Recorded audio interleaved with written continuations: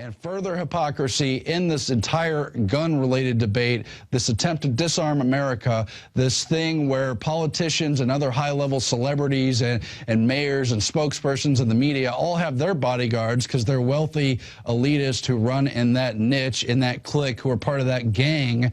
But they're also hypocritical because of Fast and Furious. We know they got caught. Eric Holder lied to Congress about what he knew and when, about how they shipped or walked thousands and thousands of semiotic weapons directly to the drug cartels so that they could blame the Second Amendment, show all the violence that's created, make a big stink about illegal weapons flowing south, maybe play into the hands of things like the UN Small Arms Treaty that would deal with importation and exportation across country lines. But now Holder is begging the court to stop the release of documents on Fast and Furious.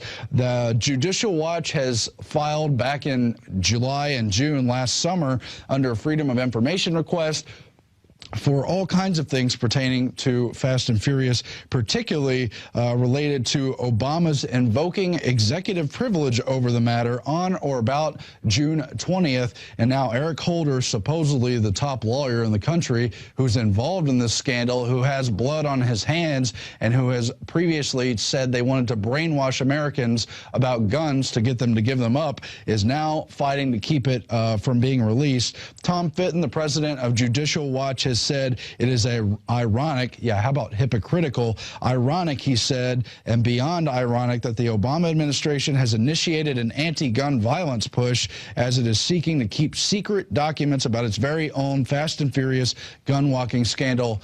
That's right, the elite folks in power, they can have concealed carry, they can have armed guards, they can have bodyguards. The drug cartels, whose money's laundered on Wall Street and who receive protection, aid, and abetting by the CIA and the ATF and all those other bureaus designed to keep us safe, the DEA, they can have guns, but not the American people. They're dangerous. They might go out and shoot up a school. They can't be trusted with their rights. Bill Clinton in 1994 said that we had radical rights and we were expected to live up to them and be responsible, but now we can't be trusted, so they have to be reined in. We know what it's all about, people. It is about the Constitution, the separation of powers. That's why, of course, they're trying to demonize the anti-federalists and the constitutionalists and the gun owners. Let's turn now to just some words of wisdom from Founding Father Thomas Jefferson. It is our quote of the day.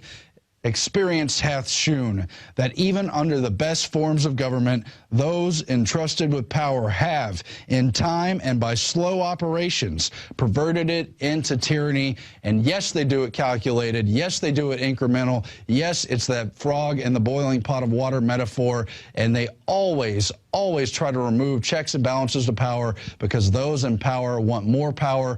Power corrupts absolutely, and absolute power absolutely corrupts. It's just sick what they've done. The founders warned us. They tried to create a system. They said it's a republic with rights if you can keep it. Can you keep it, ladies and gentlemen? Let's come back on the other side with a powerful, important, relevant debate with Sheriff Richard Mack over the Second Amendment, over what the sheriffs are going to do, and why they are the constitutional answer to this encroachment, this infringement on our precious, on our sacrosanct, not to be violated Second Amendment right. Thanks for watching the InfoWars Nightly News. Stay tuned.